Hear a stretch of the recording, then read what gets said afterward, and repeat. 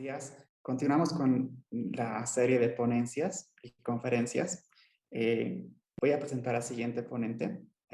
Tenemos el honor de tenerlo con nosotros, al siguiente expositor.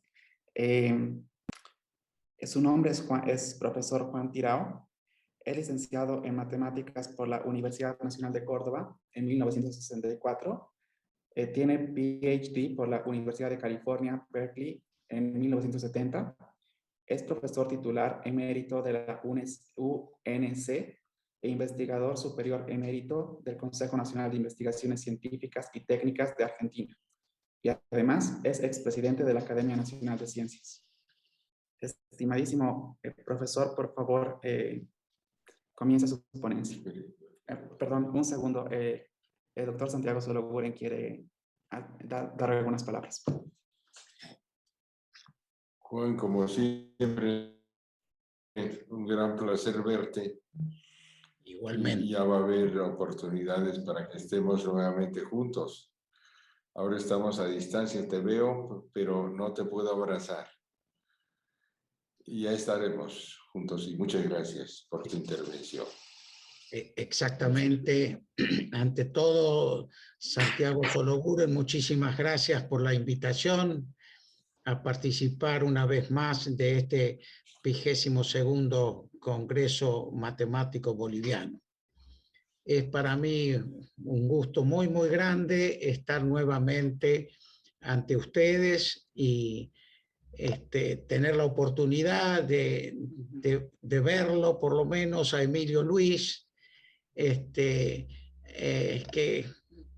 una feliz coincidencia ha dado que él, por supuesto, hablara de lo que sabe, que es la matemática y la música. Y bueno, yo tímidamente, el título de la conferencia es Matemática y Música, pero para darle más precisión, debería decir matemática y la digitalización de la música.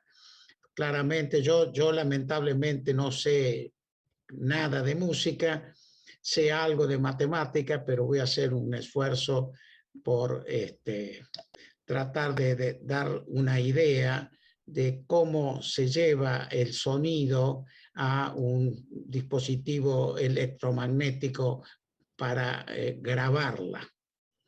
Así que muchísimas gracias nuevamente. Gracias. Voy a comenzar la charla con una pregunta. ¿Qué es el sonido?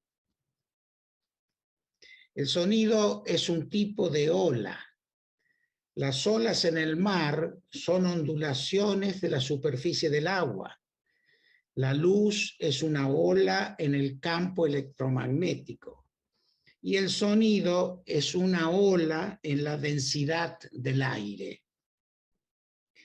Si midiéramos la densidad del aire en un punto fijo, próximo a un piano bien afinado, veríamos que la densidad crece y decrece 440 veces por segundo cuando se toca la nota la medio. La variación es muy pequeña, pero nuestros oídos son capaces de detectarla y traducirla en una señal eléctrica que se transmite al cerebro para ser analizada. Voy a compartir pantalla ahora.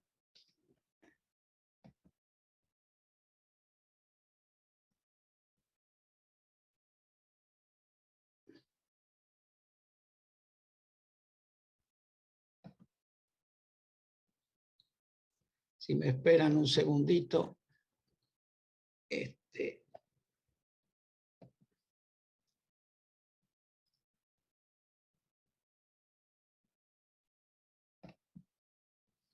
Bueno, ahora comenzamos entonces.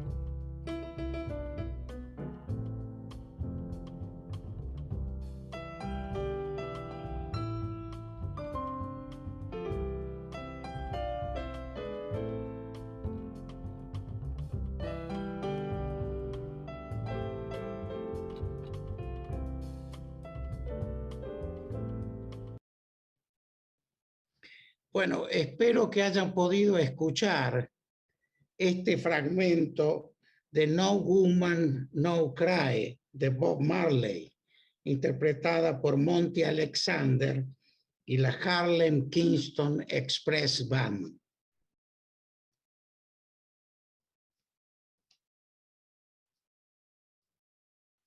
En la figura está representada una onda de densidad o de presión, correspondiente a una fracción de segundo. El eje horizontal indica tiempos, mientras que el eje vertical indica la amplitud de la onda. Cuando el valor es positivo, significa que la densidad del aire es mayor que la normal, aire en reposo, mientras que valores negativos indica que la densidad es menor. Esta onda puede digitalizarse aproximándola por una función en escalera.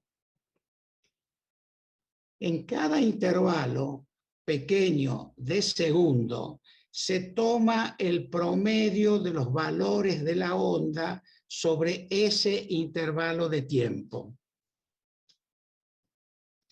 Hecho esto, la onda puede presentarse por una sucesión de números enteros que identifican las alturas de los escalones en alguna escala predeterminada.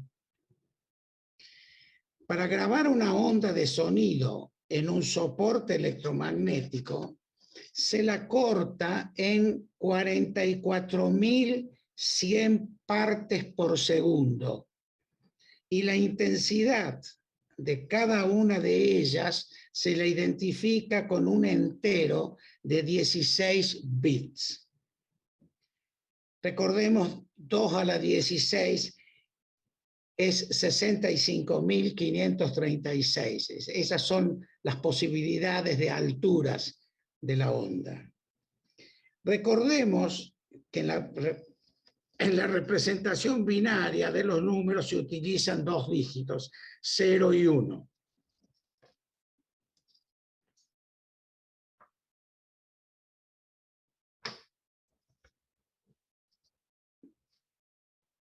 Por lo tanto, para representar el número 0 en el sistema binario, escribimos 0, el 1, 1, el 2, 1, 0, el 3, 1, 1, etc. La cantidad de información en computación se suele expresar también en bytes. Un byte son 8 bits. Un kilobyte son 1000 bytes, etc. Hasta llegar a un terabyte, que es 10 a la 12 bytes. A propósito, hago una pequeña paréntesis, porque la potencia de 10 más grande que tiene un nombre propio es 10 a la 100 y se llama en inglés Google. Yo no sé si saben ustedes que Google fue, digamos, nombrado así por Edward Kessler, un matemático que un día un sobrino de 9 años de edad le dijo: tío, ¿cuál es el número más grande que tú conoces? Y Kessler, que era rápido, le dijo: el Google, 10 a la 100, un 1 seguido de 100 ceros. Bueno, la empresa conocida por Google tomó el nombre a partir de Google.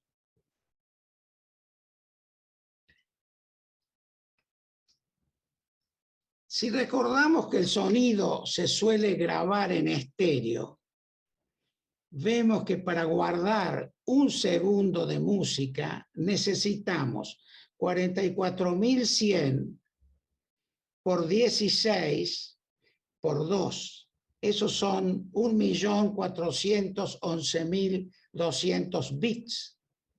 Y 70 minutos de audio requiere, bueno, 1.411.200 por 60 por 70. Eso da 740.880.000 bytes, aproximadamente 740 megabytes. Una cantidad enorme de datos. Borges, en el primer cuento de su libro El jardín de los senderos que se bifurcan, ficciona una conversación con Herbert Ashe, un ingeniero inglés de los ferrocarriles del sur. El escritor dice: lo recuerdo con un libro de matemática en la mano. Una tarde hablamos del sistema duodecimal, en el que 12 se escribe 10. Ashe dijo que precisamente estaba trasladando no sé qué tablas duodecimales a sexagesimales, en las que 60 se escribe 10.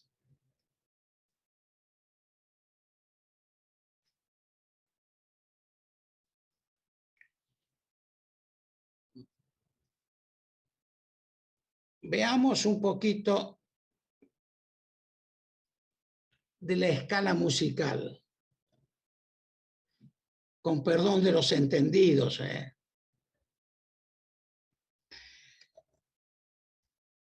Dijimos que el sonido era simplemente una onda de presión. Una de las formas más intuitivas de representarla y analizarla es a través de su representación gráfica.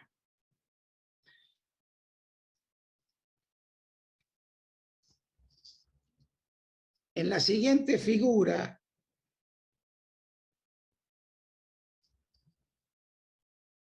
se representa la onda correspondiente a 1/1000 de segundo de la última nota de la 9ª sinfonía de Beethoven.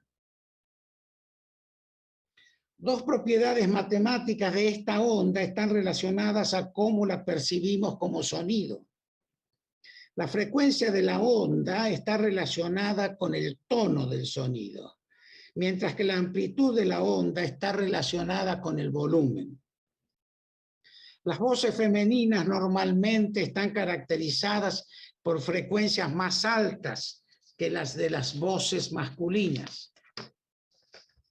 Similarmente, la amplitud de una onda de una ópera interpretada por Pavarotti es mayor que la de una cantada por la mayoría de las personas.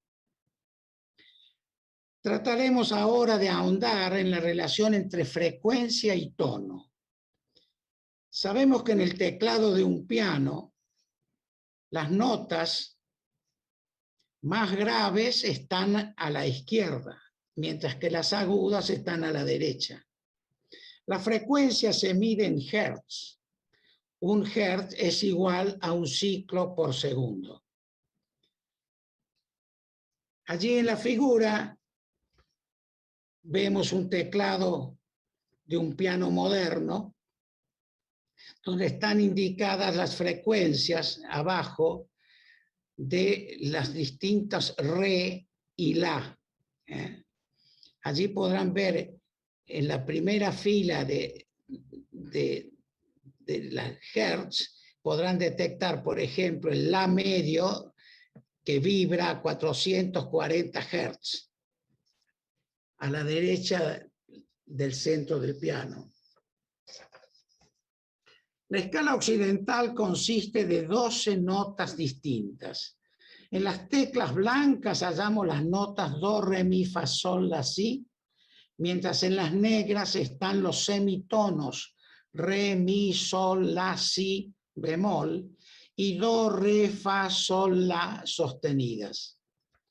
Los músicos saben que el re bemol y el do sostenido, que están en la misma tecla, no suenan exactamente igual. Lo mismo ocurre con los otros pares, mi bemol, re sostenido, etc. Un teclado moderno tiene 7 octavas de estas 12 notas, a las que se agregan un do al extremo derecho y 3 notas en el extremo izquierdo. En total hay 88 teclas. Notemos que la relación entre las frecuencias de 2 consecutivos re es 2. Allí pueden ver 36.7, el primer re a la izquierda, después pasamos al segundo en la próxima octava, 73.4 Hz, 146.8, etc. Vamos multiplicando por 2 siempre la frecuencia. ¿Por qué el oído y el cerebro humano prefieren ese factor 2?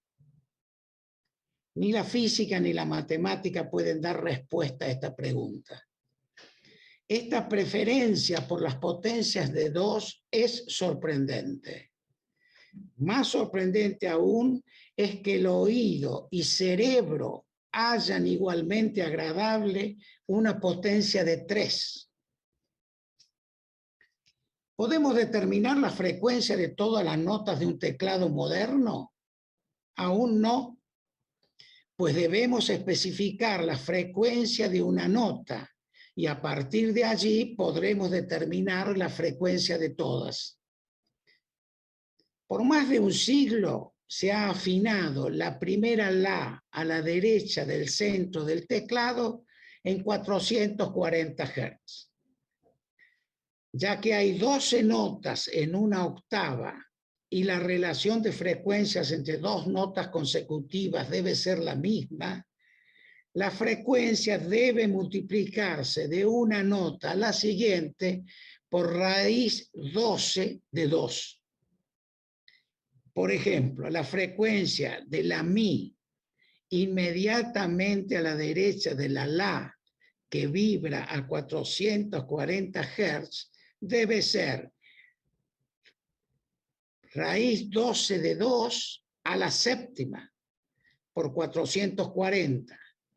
Eso da 659.26 Hz, que es un valor muy aproximado al verdadero valor con que se afina el piano, que es 660 Hz.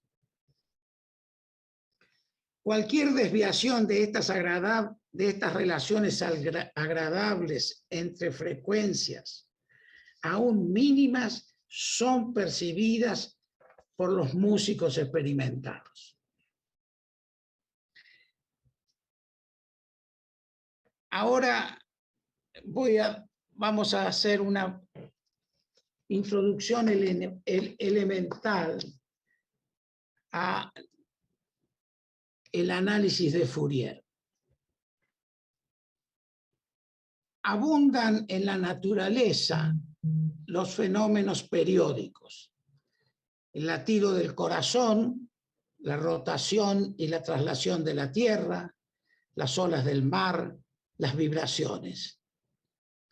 Una función f del tiempo t que describe un fenómeno periódico de periodo c es una función tal que f de t es igual a f de t más c para todo t.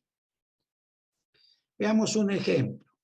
Consideremos un punto P que se mueve con velocidad constante en una circunferencia de radio 1 en el sentido antihorario.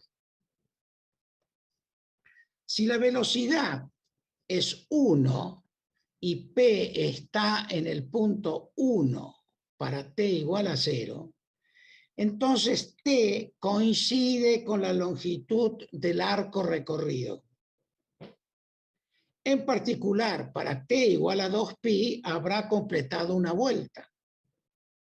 Las coordenadas x e y de P son entonces funciones periódicas de T de periodo 2pi. Por cierto, todos sabemos que la función x de T se llama coseno y la función y de T se llama seno de T. ¿Por qué? Porque en el triángulo de la figura, x de t es igual a la longitud del cateto adyacente del ángulo marcado, dividida por la longitud de la hipotenusa, que es igual a 1. Igualmente, y de t es igual a la longitud del cateto opuesto al ángulo, dividida la longitud de la hipotenusa. Si recorremos la circunferencia trigonométrica de velocidad constante igual a un múltiplo n de 2pi, entonces tendremos x de t igual a coseno de 2pi nt y y de t igual a seno de 2pi nt. Ondas simples de frecuencia n Hz. Por ejemplo, para n igual a 4, la función 0.5 por seno de 2pi 4t es una onda pura, sin armónicos, de 4 Hz. Ondas más complejas se obtienen superponiendo ondas simples de distinta frecuencia y de distinta amplitud. Por ejemplo, seno de 2pi t más 0,5 seno de 2pi 4t es una onda de frecuencia 4 Hz. Allí pueden ver la superposición que estaba comentando. Allí ven el seno que tiene, ¿no es cierto?, una frecuencia de 1 Hz, y después la más compleja es una onda de frecuencia 4 Hz. Más generalmente, podemos superponer más ondas con distintas amplitudes. Por ejemplo, f de t, la suma de a sub n coseno de 2pi nt más b sub n seno de 2pi nt. Esa onda sería una onda compleja de frecuencia n grande Hertz.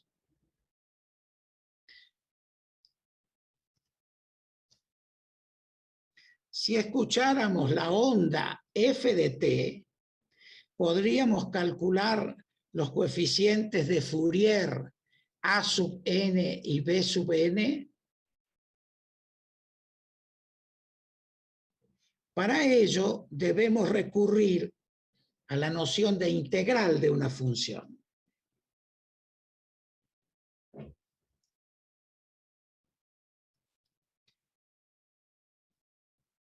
Con algo de análisis matemático se puede demostrar que estas integrales, la integral entre 0 y 1 de coseno de 2pi nt por coseno de 2pi nt es igual a 1 si m es igual a n y es igual a 0 si m es distinto de n. Lo mismo ocurre con las otras dos fórmulas que allí pueden ver. Con esta simple observación se ve que el coeficiente de Fourier a sub n de la función que vimos se puede calcular como la integral entre 0 y 1 de f de t por coseno de 2pi nt, diferencial de t. En otras palabras, si escucháramos la onda f de t, podríamos saber cuál es su coeficiente de Fourier a sub n y lo mismo b sub n.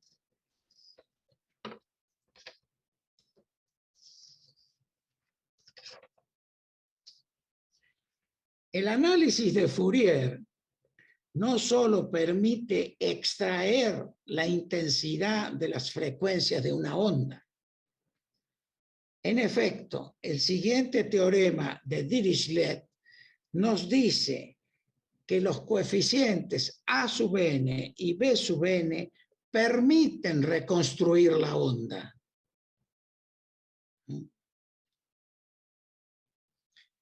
Allí tienen el teorema de Dirichlet. Sea f de t una función de onda, técnicamente una función continuamente diferenciable de periodo 1. Sean sus coeficientes a sub n y b sub n, entonces f de t se reconstruye a partir de los coeficientes de Fourier de esa manera.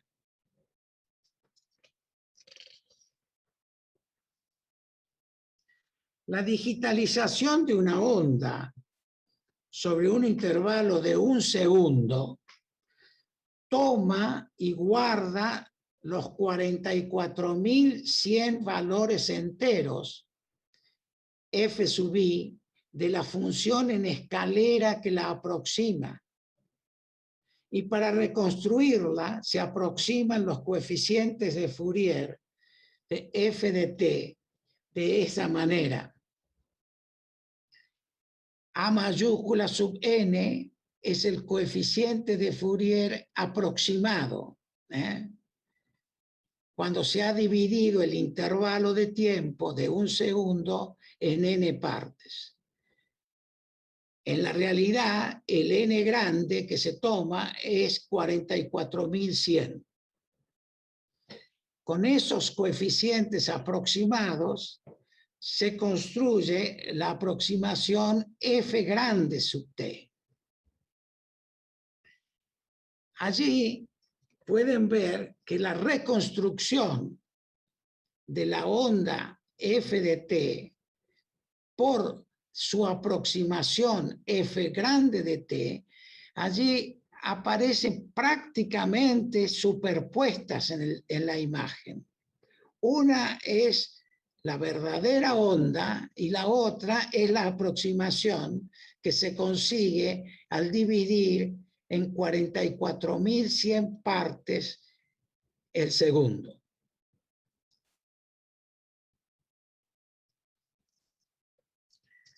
¿Por qué los ingenieros de Philips y Sony eligieron el número n, 44.100? Cuando estaban definiendo los estándares para el disco compacto? La explicación se encuentra en el análisis de Fourier, pero no se excede y se las debo. Para resumir, veamos el esquema. Allí está el piano, ¿verdad? Tocamos la última tecla de la 9ª sinfonía de Beethoven. Allí el aire, ¿no es cierto?, propaga esa onda de densidad, llega al micrófono de, digamos, una notebook. El micrófono transforma esa onda de sonido en una onda electromagnética que ingresa al disco duro de la computadora. ¿De qué manera ingresa? La aproxima por la función en escalera. Si no graba la onda tal cual es porque sería imposible. la aproxima dividiendo la fracción del segundo en 44.100 partes y guarda esos promedios de altura de los escalones. ¿Sí? Luego, cuando queremos escuchar lo que hemos grabado, el proceso es inverso, ¿no es cierto? A través del parlante, del disco duro, sale la aproximación de la onda que está grabada. Y esa señal electromagnética la transforma el parlante en una onda de sonido, que es la que escuchamos. Para reflexionar, fíjense, Tales de Mileto, Tales de Mileto, como todos sabemos, vivió unos 300 años antes de Cristo, fue el que estableció la proporcionalidad de los lados de los triángulos semejantes, que es la base de la trigonometría. Después Fourier, matemático francés, él vivió allá en fines del siglo XVIII y principios del XIX, es reconocido por sus trabajos sobre la descomposición de funciones periódicas en series trigonométricas. Luego tenemos acá a Kees Schohamer-Immink, matemático, un ingeniero electrónico holandés de Philips, y el ingeniero Toshitaka Doi, de la empresa Sony, son los que inventaron el disco compacto en el año 1979. El sistema de grabación óptica fue desarrollado por Philips, mientras que la codificación digital estuvo a cargo de Sony. Muchísimas gracias por vuestra atención. Quedo a disposición para algún comentario. Nuevamente, gracias, profesor. muy agradecido. Muchísimas gracias. Quisiera invitar a los participantes a formular preguntas o comentarios. Por favor, en la parte inferior de sus monitores van a ver un botón que se llama reacciones. Si lo presionan, se va a desplegar una pestaña. Y en la pestaña van a ver la opción levantar la mano. Si quieren participar, por favor, levanten la mano y les vamos a dar la palabra. Una vez más, en la parte inferior de sus pantallas tienen un botón llamado reacciones. Si lo presionan, se despliega una pestaña y van a ver detrás de esa pestaña, van a ver en esa pestaña la opción levantar la mano. Por favor, los que quieran participar, presionen ese botón ahora y les damos la palabra.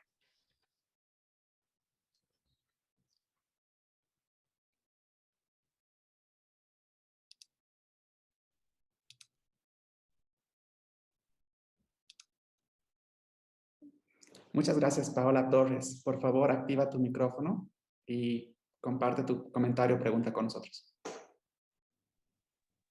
Buen día, un saludo por este seminario que nos han impartido. Un gran saludo al maestro Juan. Mi consulta era si nos podrían facilitar, por favor, el material que se expuso, que es muy interesante. Sí, con muchísimo gusto. Si me mandas el email, te puedo mandar, digamos, el resumen, digamos, no, la exposición que acabo de presentar. En mi correo lo tienes allí, me parece el Congreso lo tiene grabado en su página ya. ¿Es así? Es así. La página, les recuerdo a todos los participantes, es SOBOLMAT, de Sociedad Boliviana de Matemáticas, SOBOLMAT.org. Y allí van a encontrar el correo electrónico de el profesor Juan Tirao y el resto de los exponentes. ¿Alguna persona más que quisiera hacernos una pregunta?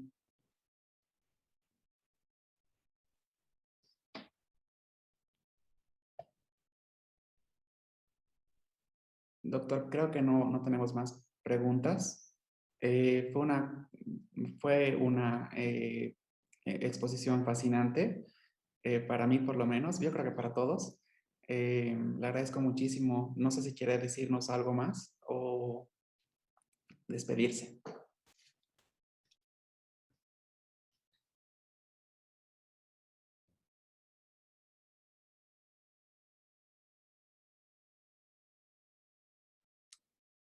Profesor, ¿me escucha? ¿Sí? Sí, lo escucho, perfecto.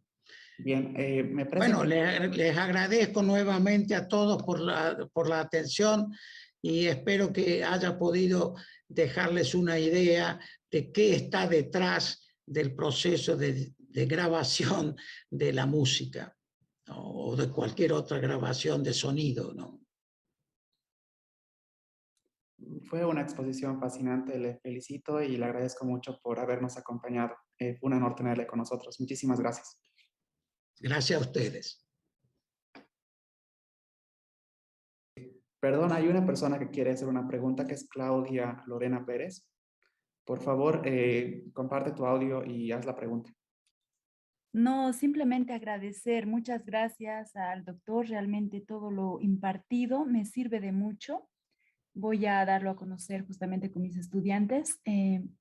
Cómo la matemática está presente también en la música, ¿no? Entonces me dio muchas ideas para poder justamente impartir mis temas, ¿no? Aplicando los conocimientos adquiridos. Gracias, gracias, doctor. Gracias a usted, gracias. Bien, muchísimas gracias, profesor. A ver si alguna persona más se anima. Le daremos algunos segundos a ver si alguna persona más quiere participar, por favor.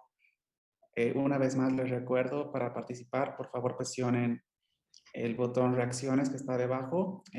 Una vez que se despliegue la pestaña van a tener el botón levantar la mano y les damos la palabra.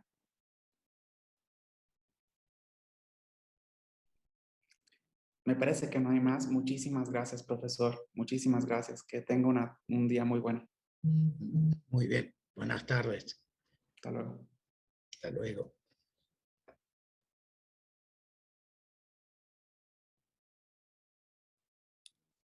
Bien, una cosa más que quiero decir a los participantes, por favor. Según cronograma, tenemos un descanso hasta las 2 de la tarde, cuando tenemos la conferencia de teoría de códigos por el profesor Víctor López. Entonces, a partir de ahora tenemos el almuerzo hasta las 2 de la tarde, por favor. Nos vemos entonces. Muchísimas gracias a todos.